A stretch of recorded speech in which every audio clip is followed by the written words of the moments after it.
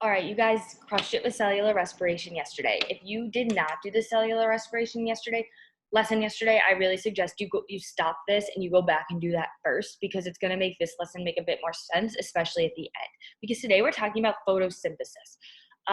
First of all, photosynthesis, plants only. Every single organism that is alive does cellular respiration. Photosynthesis is just plants. But we're going to learn today, and you're going to see how those two processes are like a cycle. They can't work without each other, which is actually, like, in my opinion, really cool. So we're going to start with our PDN, and just like cellular respiration, when you get to high school, you're going to talk about this a ton. And so having this background even more than you already had is just going to make you more prepared. So I'm going to share my screen to make sure we're all looking at the PDN. And you should have already done your name and homeroom and all that. Sorry, blanking out. And we're working on the PDN.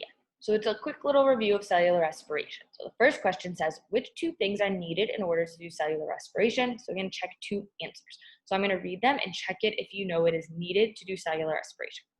A, water, B, glucose, C, oxygen, and D, sunlight. All right, you should have checked B and C, glucose and oxygen. Those are the two things that your body needs to do cellular respiration. Next question, why is cellular respiration so important? A, it fights off diseases. B, it makes energy called ATP. C, it makes new cells when old ones die. Or D, it sends messages across the body. What's the answer? All right, you should have checked B. It makes energy called ATP because that is the whole point of cellular respiration. It makes energy, and that's why all organisms need to do it. All right, what are the two waste products of cellular respiration? Check two answers. A, glucose, B, oxygen, C, carbon dioxide, D, water. Check your answers. All right, you should have said C and D, carbon dioxide and water. Glucose and oxygen are what are needed to do the reaction.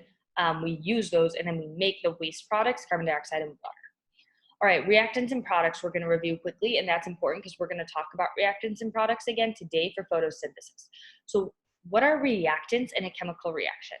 A, reactants are used in chemical reactions in order to make products, or B, reactants are what are made as a result of the reaction.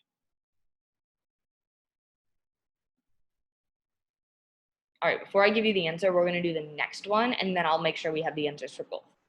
What are products in a chemical reaction?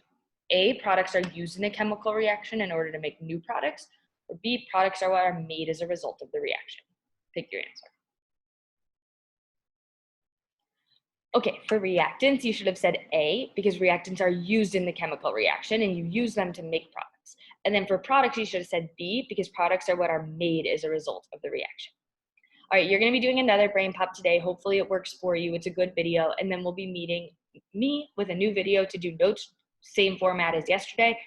So keep up the great work, do the video, do the questions, and I will see you on the next page with a new video.